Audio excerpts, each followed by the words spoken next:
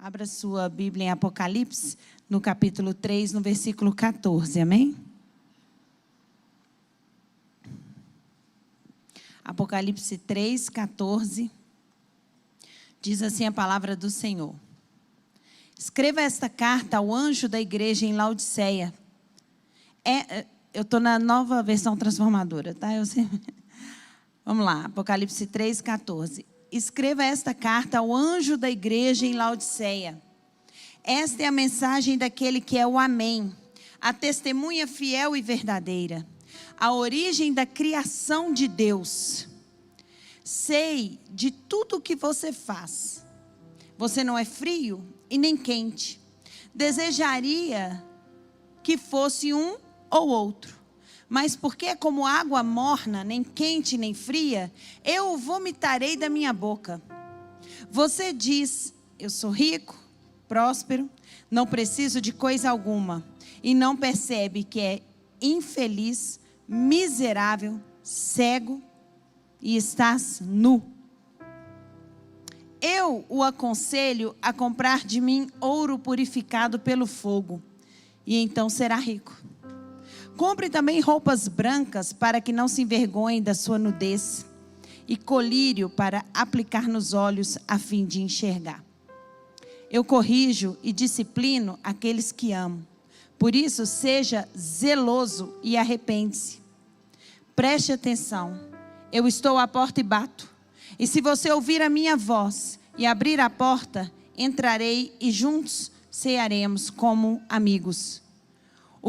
O vitorioso se assentará comigo em meu trono, assim como eu fui vitorioso e me sentei com meu Pai em seu trono. Quem tem ouvidos para ouvir, ouça o que o Espírito diz às igrejas. Amém? Aqui é um tempo muito difícil quando essa carta foi escrita. Era um tempo de alta perseguição da igreja. Domiciano era o imperador. E ele era chamado de o segundo Nero. De tão cruel ele era. Ele era muito cruel. Aqui o apóstolo João era o único apóstolo agora que ainda estava vivo, se cumprindo a profecia de Jesus. Quando ele fala com Pedro, e Pedro pergunta, e este não morrerá? E ele fala, se eu quiser que ele viva, ele vai viver. Então se cumprindo que ele era o último apóstolo. Paulo já havia sido degolado. O Coliseu já tinha consumido os cristãos. Eles já tinham morrido no Coliseu. Nero já havia mandado queimar, fazer cristãos de tocha humana. E agora este imperador que se achava Deus, que se achava um Senhor, que construía templos, ele construía templos para ser adorado. Aqui já era mais ou menos nos anos 80 depois de Cristo. Esse imperador, ele manda levar o último apóstolo vivo, o apóstolo João, já idoso, para a ilha de Patmos. Essa ilha era um lugar onde prisioneiros perigosos eram levados para ser torturados até a morte. Ele não sairia mais dali. Mas lá em Apocalipse, no capítulo 1, no versículo 9, o apóstolo João escreve, coloca para mim, por favor, Apocalipse 1, 9. Ele fala assim, eu, apóstolo João, me encontrei na ilha de Patmos, por causa da palavra de Deus, por causa da vontade de Deus, porque não é a agenda do mundo que controla a vida de um cristão, mas é a agenda de Deus. Deus queria que ele estivesse ali. Deus queria entregar uma mensagem. Ele fala, eu, João, irmão e companheiro de vocês no sofrimento, no reino e na perseverança, para o qual Jesus nos chama, estava exilado na ilha de Patmos por pregar a palavra de Deus e testemunhar a respeito de Jesus. Porque Deus é que nos conduz. Era necessário ele estar ali. Era um tempo de grande sofrimento, era um tempo de grande dor. E em tempos assim, de grandes dores pelo mundo, onde cristãos são perseguidos, onde somos perseguidos pela nossa fé, é que a gente tem grandes encontros com Deus. Porque naquele lugar ali, o mesmo livro fala que Jesus aparece para ele. Que Jesus chega para ele em glória, glorificado. E ele cai como um morto. Quero te dizer que esse tempo difícil vai te revelar um Cristo glorificado na sua vida. Vai te revelar um Cristo glorificado, um Cristo como você nunca viu. Porque talvez você vê o Cristo como aquele que é seu amigo, como aquele que morreu por você, mas você não entende que Ele já é o Deus Todo-Poderoso, glorificado, e que pode mudar a sua vida e pode mudar a sua história. Tem propósito de Deus neste lugar que você se encontra. Deus quer revelar a você um novo Cristo. Deus quer se revelar a você de forma diferente. Deus quer mostrar para você: filha, filho, eu estou aqui. Eu posso trazer novas revelações. Eu posso te mostrar algo novo que você nunca viu, que você nunca ouviu, que você nunca sentiu. Eu sou contigo. Deus é contigo.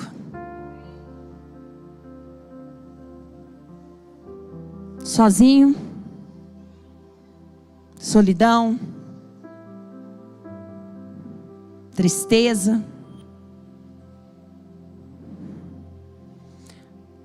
e Ele lá, presente, Jesus o tempo todo. Então Ele começa a revelar ao apóstolo João o livro que se chama Revelação. Meu Deus.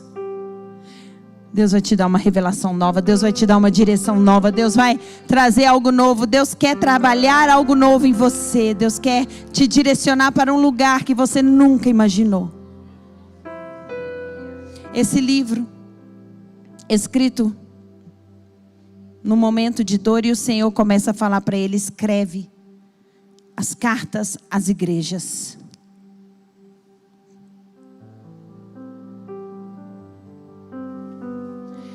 Não é porque você está preso no sofrimento que você é inútil.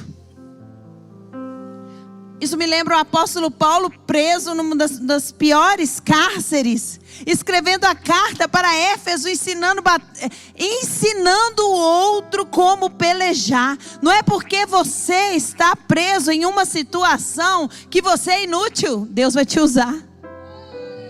Isso não é para a morte, isso é para a glória de Deus. Isso não é para a morte, isso é para a glória de Deus. Isso está te ensinando a ser forte. Isso está ensinando você a levar a palavra, a levar uma nova história para outras vidas. A Bíblia fala em Coríntios que aonde eu fui consolada, eu vou consolar. Onde é a minha dor, é que o poder de Deus se aperfeiçoa.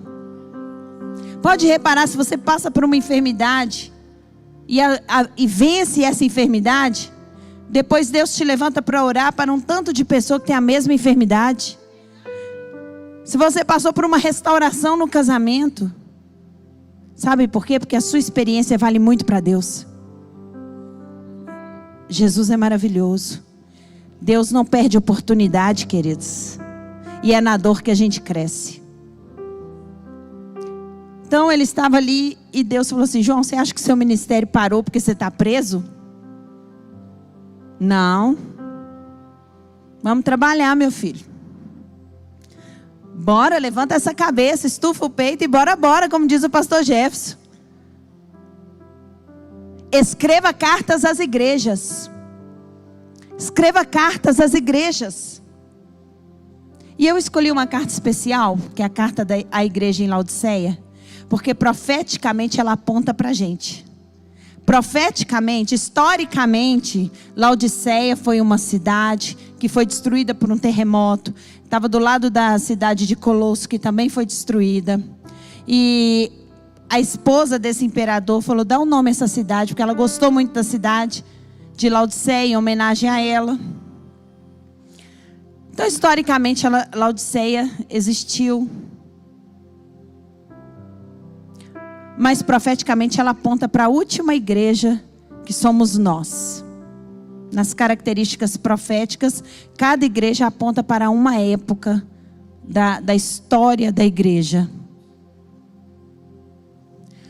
Mas, como eu já disse aqui, Cristo é o maestro da história. Ele conduz a história humana, Ele conduz a sua história. Aliás, Ele não perdeu o controle de nada. Você pode estar aí descontrolado, descontrolada, mas Ele sabe tudo o que Ele está fazendo. Então Ele fala assim, escreva uma carta para a igreja em Laodiceia. E essa é a mensagem daquele que é o Amém. O Amém. Tenha certeza. A concordância. Ele se apresenta para essa igreja como a testemunha fiel. O Amém. A testemunha fiel, aquele que sabe tudo o que está acontecendo. Aquele que tem olhos de fogo, que caminha entre os candeeiros. Então ele fala assim, igreja, e agora eu quero que você coloque o nome aqui de Laodiceia, você coloque seu nome, porque nós somos igreja. Aqui agora ele não está falando para uma igreja em conjunto, ele está falando para nós que somos igreja. Igreja, eu sou o Amém. Eu sei o que está acontecendo com você. Eu sondo seu coração, eu te conheço, eu conheço sua vida, eu conheço a sua história. Eu sei aonde você tem ponto forte e sei aonde você tem o ponto fraco. E ele aponta para essa igreja e fala, eu sou a testemunha fiel e verdadeira. Eu sou o início de tudo, a origem de tudo. Então por que você está com medo?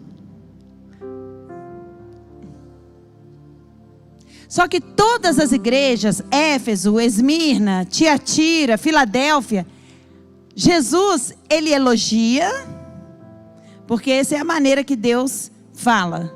Primeiro ele destaca as qualidades e depois ele vem e mostra as falhas. Mas essa igreja não recebeu elogio. A única igreja das 7 igrejas que não recebeu elogio. Sabendo que Apocalipse é uma linguagem simbólica, 7 aponta para o perfeito, o tudo perfeito na terra. Então, quando fala 7 igrejas, ele está falando para todo mundo, amém? Ele está dando uma mensagem completa para a terra.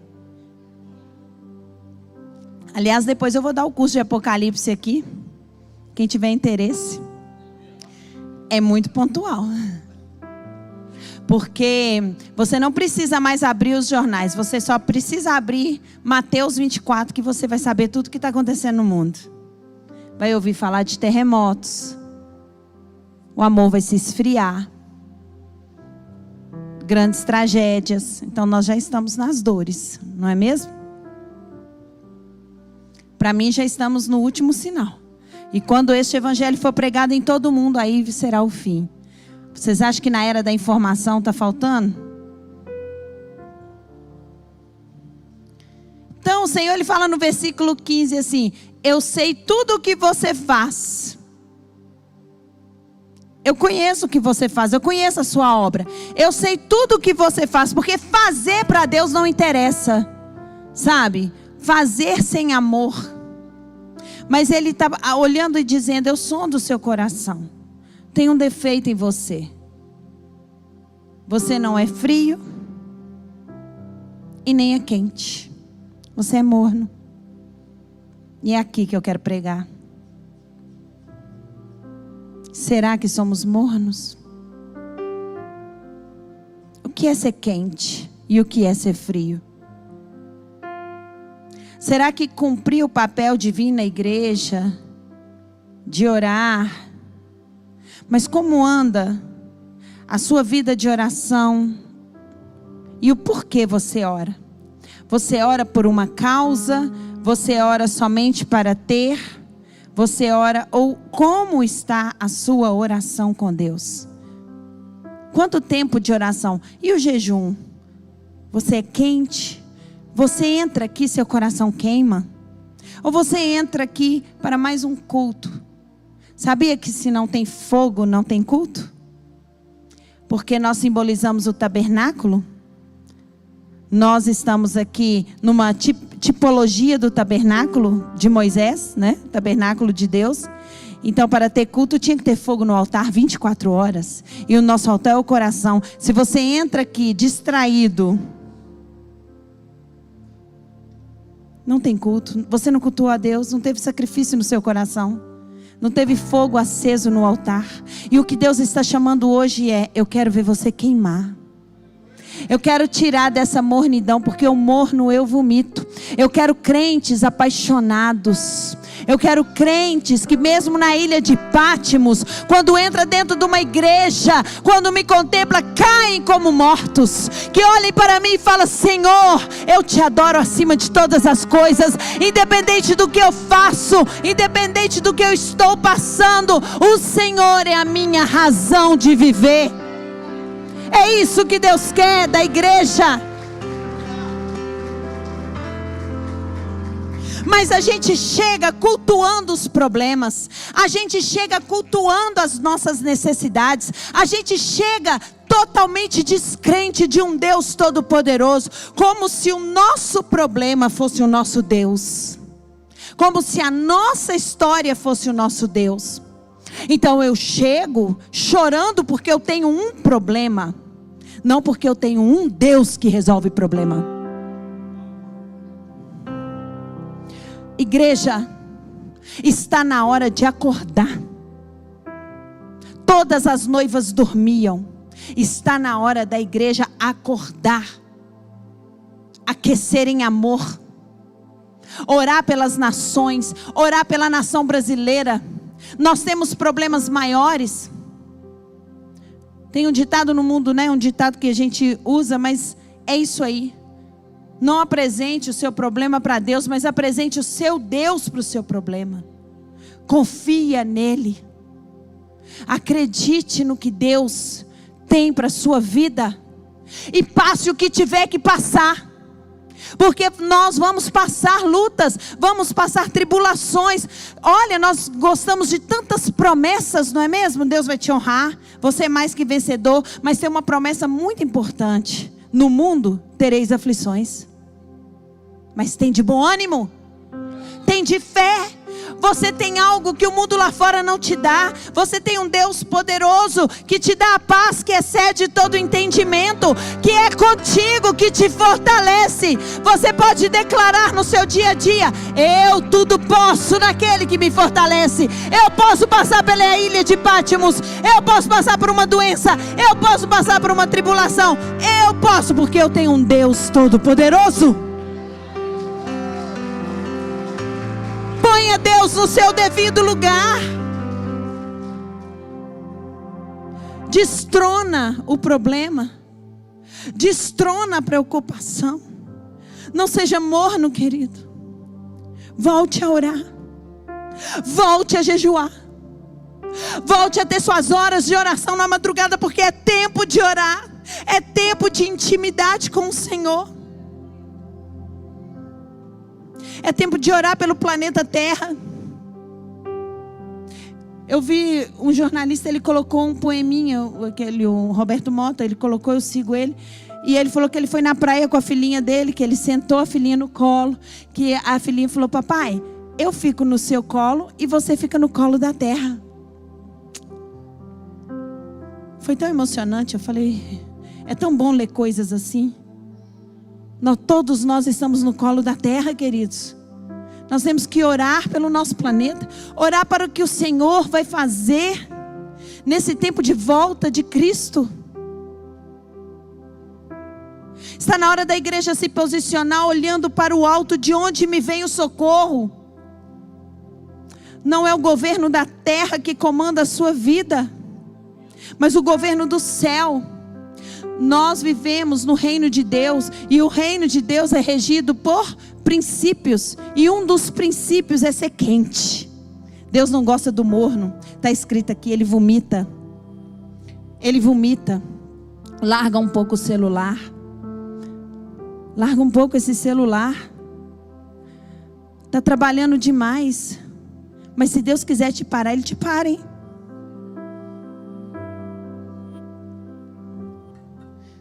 Aviva.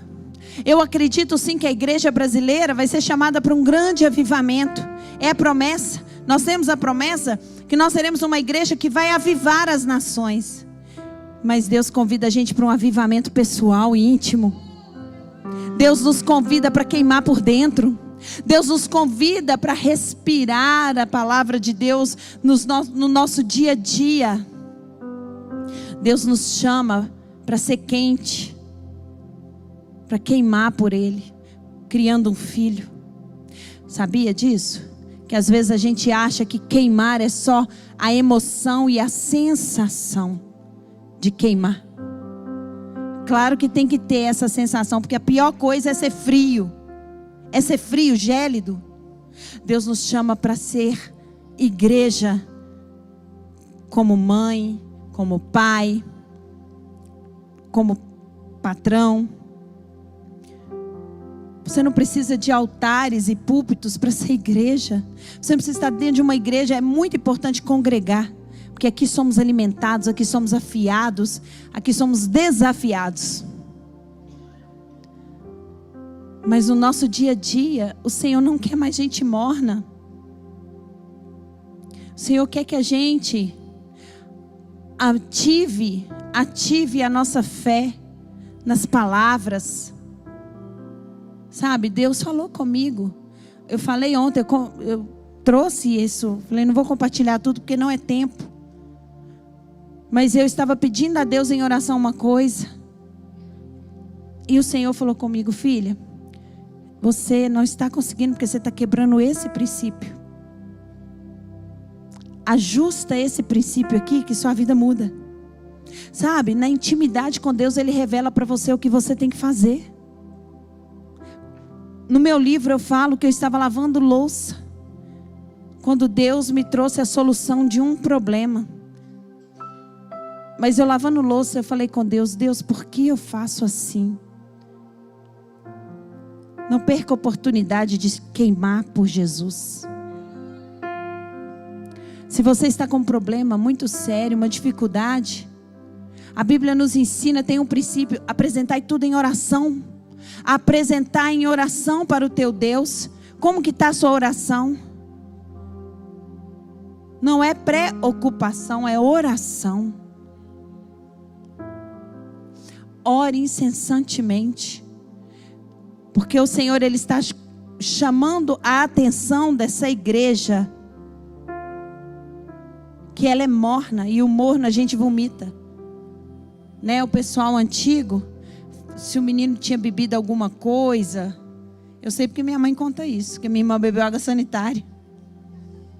Vigiar, né, gente? Dentro de casa. Os maiores acidentes, assim, domésticos é porque deixa no baixo, né? A minha irmã tinha bebido água sanitária. Aí dá água morna que ela vomita. Tinha um trem assim, né? Água morna vomita. É isso que ele está falando aqui. Eu te vomitarei. Meu Deus, isso é muito sério. Aquela igreja, Laodiceia, era a igreja mais rica daquela época. Historicamente. Ela era rica. Uma igreja muito rica. Muito rica.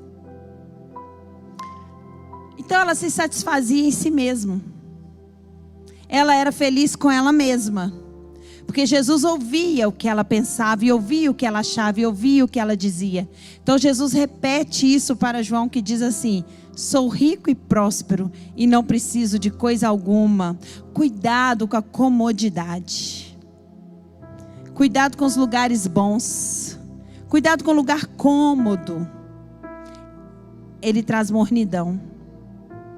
Nós precisamos entender que Deus, Ele não está condenando ela ser rica. Ele está condenando ela se satisfazer na riqueza dela. Nossa satisfação tem que estar em Deus, em Cristo. E aí você pode trazer isso também para o casamento. Tem pessoas que conseguem o casamento e fica feliz. Tem pessoas que pensam assim: se eu for rico eu vou ser feliz. Ah, se meu ministério realizar, eu vou ser feliz. Ah, Isso ofende Deus, porque você tem que entender que a alegria do Senhor é a nossa força. Isso ofende Deus. Ofende a pessoa do Senhor, sabia? Você tem que dizer assim: eu sou feliz com Jesus. Se Ele quiser fazer, Ele faça. Aí você pode orar assim, com pleno gozo no Senhor, plena satisfação no Senhor. Você ora e peça a Deus o que você deseja. O Senhor me revelou esses dias no Salmo 103. Eu leio tanto a Bíblia e eu falei: Júnior, só o Espírito Santo, quando Ele quer revelar uma coisa, Ele revela. No Salmo 103, no versículo 5, coloca para mim, por favor.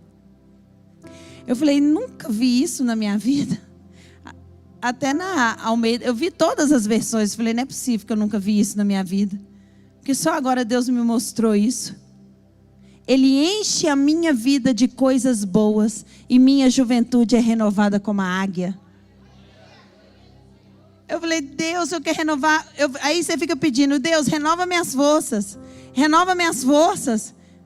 Aí Deus traz um amigo e fala assim: vamos ali jantar? Vamos ali bater um papo?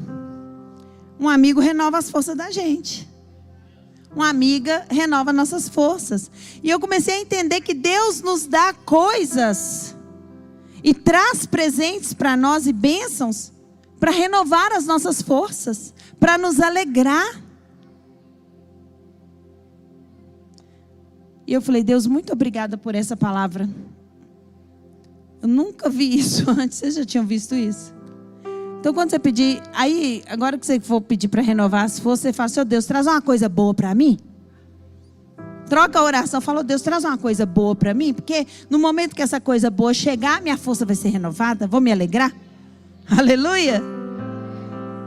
Aquela igreja era satisfeita em si mesma, era feliz em si mesma, era feliz no seu dinheiro. Eu sou rica, eu sou próspera, eu não preciso de coisa alguma. Meu Deus, eu preciso de Deus, amém? Você não precisa do dinheiro para ser feliz. Você não precisa do casamento para ser feliz. Você não precisa do ministério para ser feliz. Você precisa de Deus para ser feliz.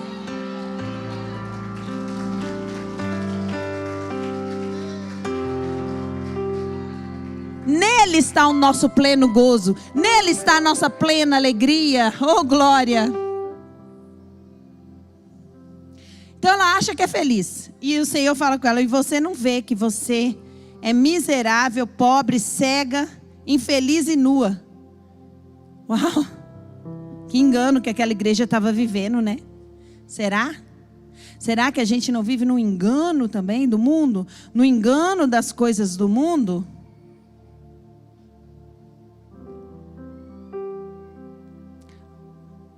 Deus não vê como o homem vê. Deus não olha como o homem olha. Às vezes nós olhamos uma coisa grandiosa, maravilhosa. Deus pode estar lá? Sim. Deus pode não estar? Sim. Então cuidado. Tenha discernimento. Tenha discernimento. Porque às vezes você está idolatrando as riquezas, idolatrando a vida sentimental, idolatrando a empresa, a vida financeira. E Deus quebra ídolos. Então por isso que sua vida não está indo, porque você está trocando Deus, tá? Seu Deus é outro. Seu Deus é outro. Aí o Senhor fala assim: eu te aconselho a comprar o ouro, é de mim. Sabe por quê, queridos? Ouro no reino de Deus não tem a ver com metal. A gente estuda Apocalipse e vê que é linguagem simbólica. Quando fala que é ouro, são as coisas espirituais. Mateus 6, o Senhor fala assim: não andeis ansiosos pelo que havei de comer, pelo que havei de vestir, pelo dia de amanhã.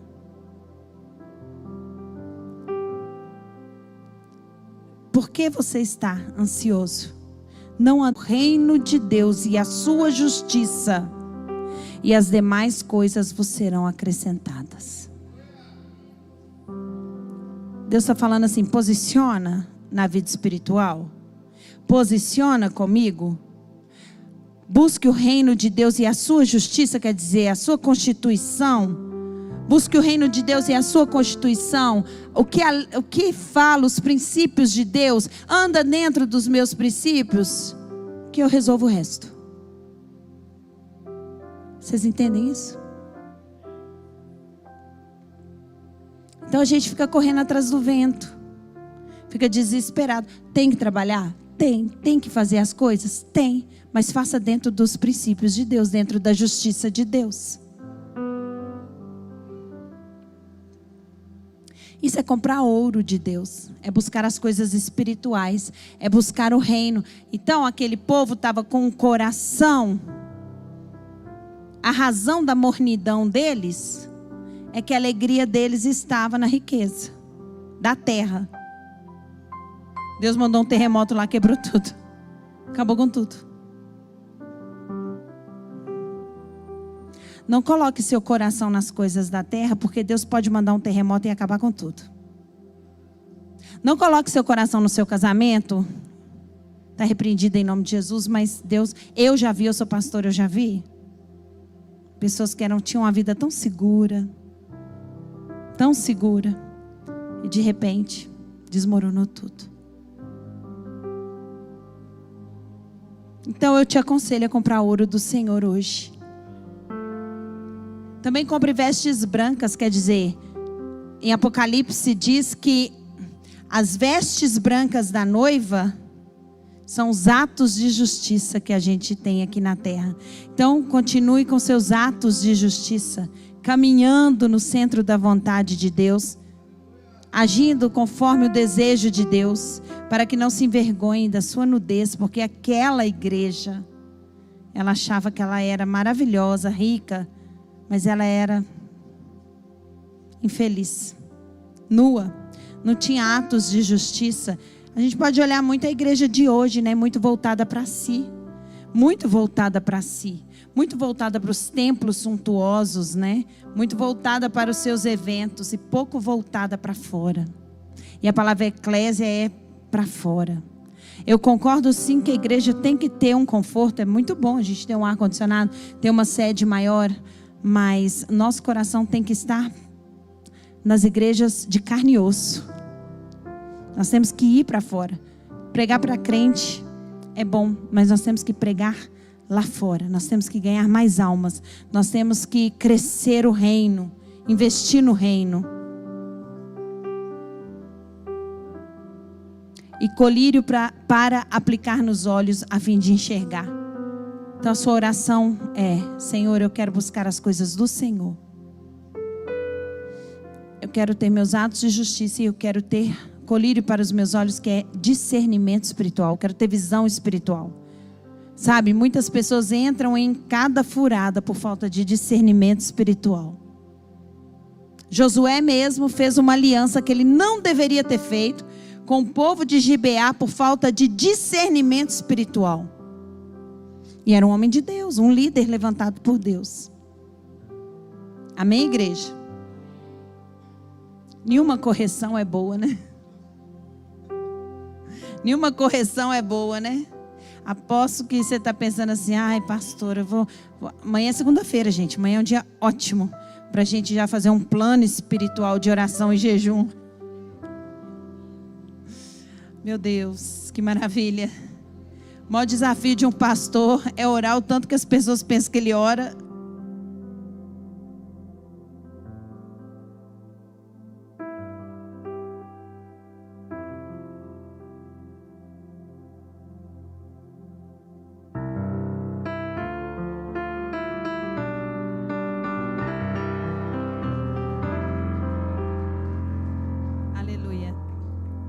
Versículo 19 diz assim: eu corrijo e disciplino aqueles que amo.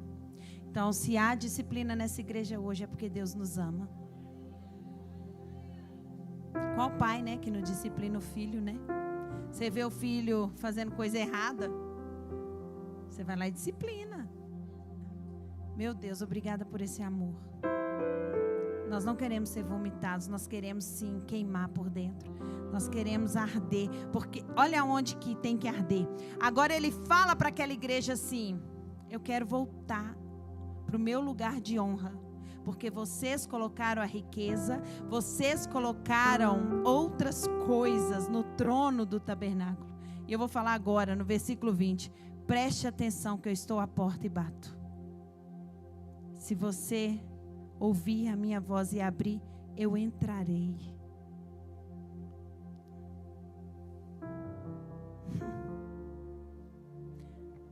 Como muitos dizem, né? Essa palavra é muito pregada para quem não é crente, mas aqui ele está pregando para crente. Crente que destronou Jesus do coração.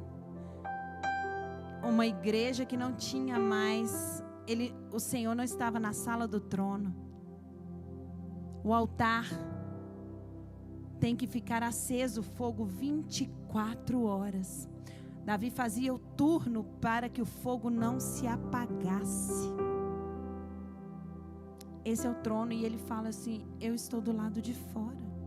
Mas se você abrir, você vai cear comigo. Sabe o que é cear com ele? Abre que eu tenho mesa posta para você, queridos. Abre que eu resolvo seus problemas. Abre que você vai ter uma vida de paz, de alegria. Você vai alimentar do alimento espiritual. Você vai entender muitas coisas. Abre seu coração para mim hoje.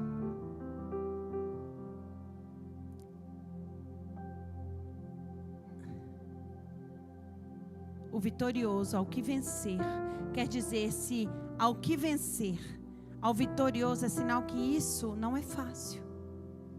Vocês estão entendendo o que eu estou falando? Ao que vencer, vencer o que, pastora? Deixar Jesus queimar 24 horas. É uma peleja da carne, não é fácil. Satanás hoje luta contra o seu tempo de oração. Se você não orar, você enfraquece. Se você não lê a palavra, você enfraquece, porque a fé vem pelo ouvir a palavra de Deus.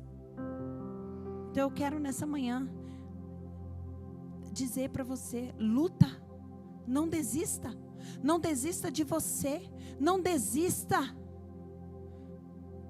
Corre em oração e jejum. Coloca Deus no devido lugar, honra Ele, louva Ele, adore Ele. Peça ao Espírito de Deus para mostrar os pequenos pecados que você já acostumou com Ele. Pode ser uma murmuração, pode ser uma crítica, e fala: Senhor, eu quero me reposicionar aqui. Luta, não se entregue, não desista de você, não desista de Deus. Ele está falando: eu estou batendo a porta, abre, sabe? Comece nem que seja 10 minutos por dia, 20 minutos por dia, mas não entregue os pontos, porque é ao que vencer, não ao que desistir.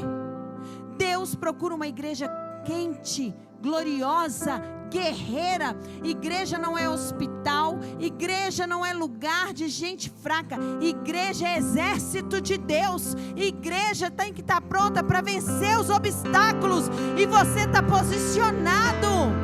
E esteja posicionado com a armadura de Deus, em oração, em clamor, mas confia que o seu general está na frente, já vencendo por você. Confia.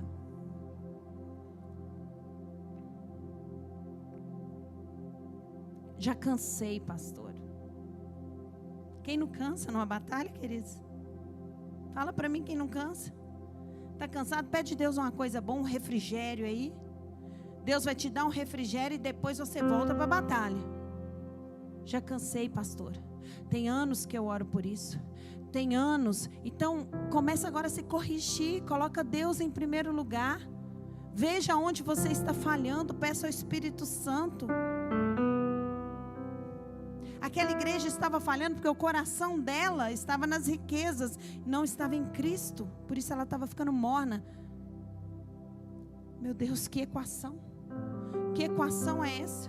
Se o meu coração está em alguma coisa que não é Cristo, ele deixa de queimar, eu fico morna e Deus vomita. Mas aqui não tem igreja morna, não. E se a gente estiver morno, a gente vai pôr fogo nisso. mas vai queimar. Fica de pé no seu lugar.